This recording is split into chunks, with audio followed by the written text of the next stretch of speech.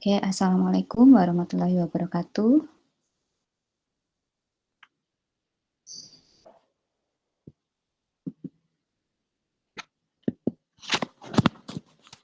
Assalamualaikum warahmatullahi wabarakatuh.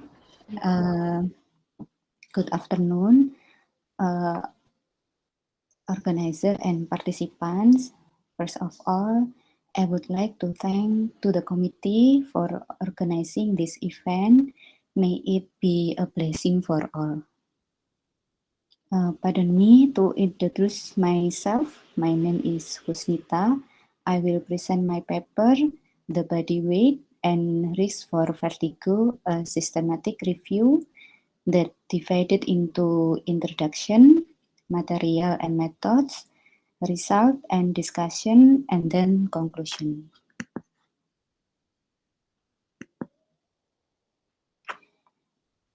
In the worldwide, obesity has nearly tripled since 1975, and in the 2016, more than 1.9 billion adults 18 years and older were overweight. Of this, over 650 million were obese. 39% of adults 18 years and over were overweight in 2016, and 13% were obese, so that the prevalence is increased nearly triple since 1975. Most of the world population live in countries where overweight and obesity kills more people than underweight.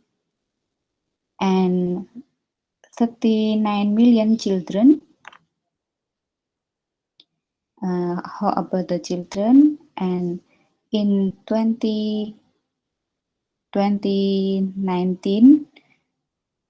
39 million children and adolescents aged from 5 to 19 were obese.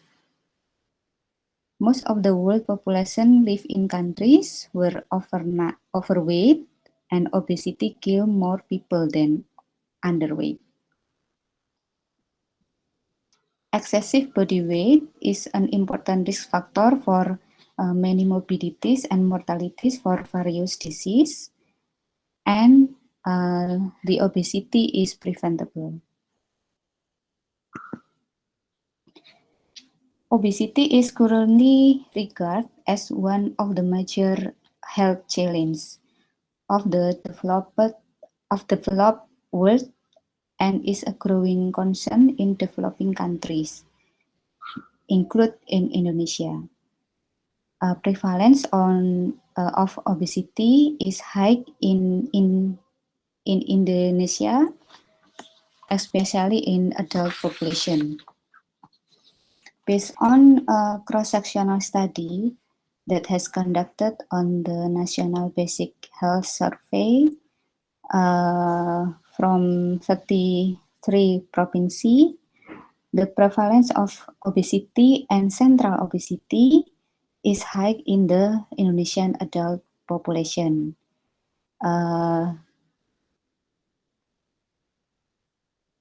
And both rates are higher in female than male.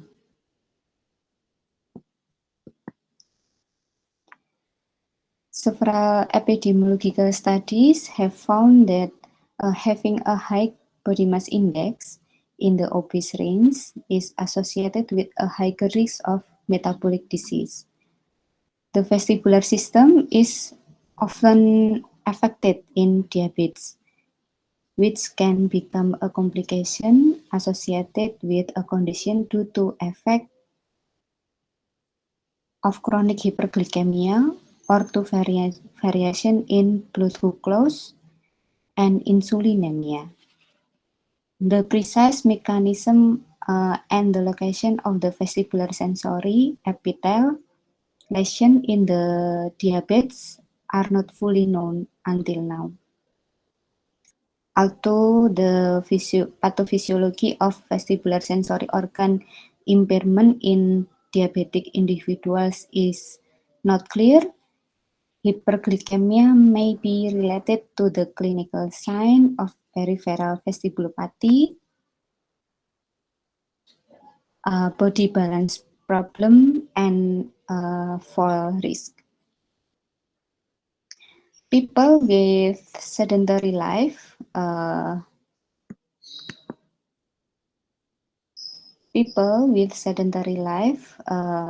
especially in reduced physical activity and unhealthy diet, cause hyperglycemia. People with hyperglycemia may suffer from hearing and vestibular symptoms, such as vertigo, floating sensation, hearing loss, tinnitus, aural fullness, discomfort from intense sound, and weakness.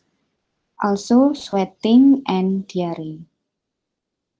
Postural imbalance and falls are very frequent in people with diabetes.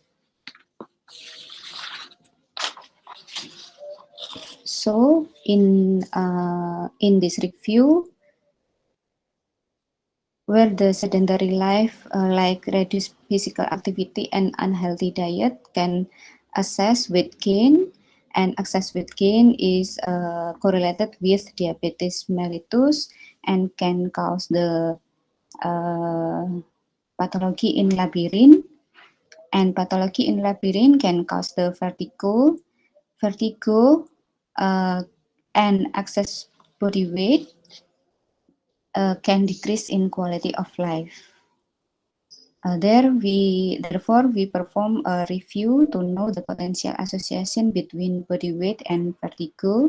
If there is any correlation, a routine screening and management program for body weight in vertigo should be done to prevent the decrease in quality of life.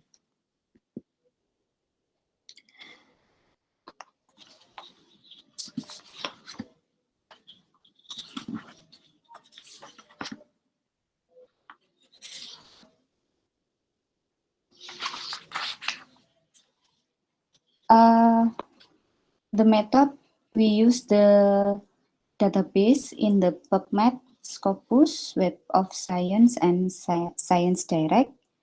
We search for article that reported the incidence of vertigo and the body weight. This research was performing use the following research: string body weights, or body mass index, or vertigo, or dizziness. And between 215 to November 2021, and limited to human. This review manually first by the title and abstract, and then by full manuscript, and manuscript were excluded if their study topic was irrelevant. Overall, the result of article that in this study is were 39 studies were identified that met the inclusion criteria of the review. From PubMed was 3, from Scopus 20, Science Direct 13, and other source 3. The total is 39 article, but the included in this review just 4 article from PubMed 1 and other source 3. Irrelevant topic excluded from this review. This is the first article, the impact of dizziness and obesity on the prevalence of fall and fall-related injury. In this article is done in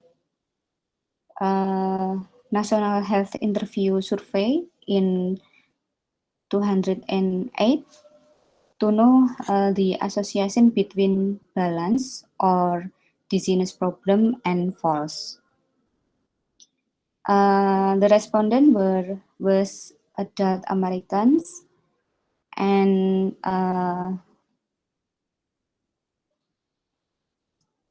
it's meant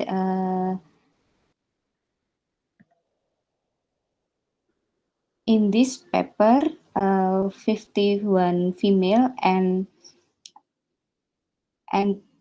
to 26% were obese, and 11 has fallen in the past 20 months, and odds ratio is uh, 5 5.1, and there is a significant uh, result. It means that in obese people that suffering from vertigo have the risk of fall 5 times more higher than non-obese. This is the difference, the obesity and dizziness and the risk of fall, and non-obese that have dizziness and risk of fall,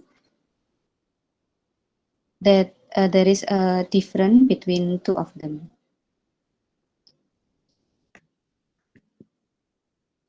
The second article, the aim of this study was to define the 1-year prevalence of the dizziness with a questionnaire dizziness handicap inventory in an obese population undergoing metabolic rehabilitation. The respondent was 329 obese subjects and divided into 203 female and 126 male. All subjects were enrolled among those admitted in our rehabilitation unit for a metabolic rehabilitation program encompassing with weight management, exercise, and cognitive physiological intervention. And the result was the t-test for dizziness handicap inventory. Total score between lean and obese group was significantly different.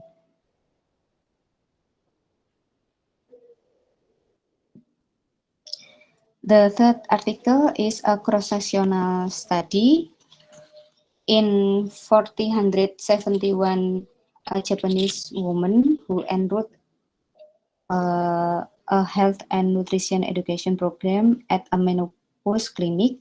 The average age is 51 years old, and the rate of dizziness divided into the period 1 times per month, 2 times per month, 3 times until 4 times per month, and almost every day. There was a difference between weight in dizziness and not dizziness. This is the difference.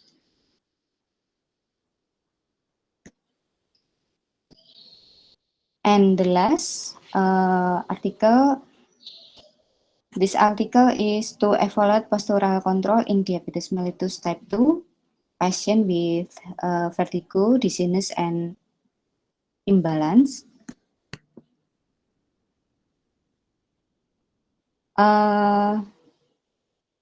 In this paper, we know that the weight in the experimental or in the type 2 diabetes and the control, the normal one, is different, but there is no significant. And result and discussion is several epidemiology study have found that having a high body mass index in the obese range is associated with a higher risk of metabolic disease. The vestibular system is often affected in diabetes, which can become a complication associated with the condition due to the effect of chronic hyperglycemia or to variation in blood glucose in insulinemia.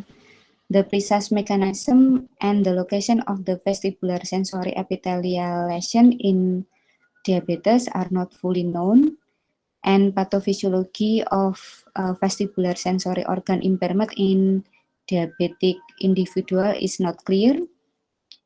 Hyperglycemia may be related in the clinical sign of peripheral vestibulopathy, body balance problem, and functional incapacitation and fall. And we know that the body weight associated with a potential risk factor for vertigo. And the sedentary life can access the body weight and can cause the pathology in the labyrinth, and the pathology in labyrinth can cause the vertigo. Two of them can decrease the quality of life. Conclusion, vertigo seems related to the body weight. The routine screening and management program for body weight in vertigo should be done to prevent vertigo and decrease in quality of life. In this review, there were 4 literature that compare the body weight in vertigo and normal case. 3 of these literature state that there is a significant difference, while one literature does not find a difference. Statistical analysis is required for example, in meta-analysis.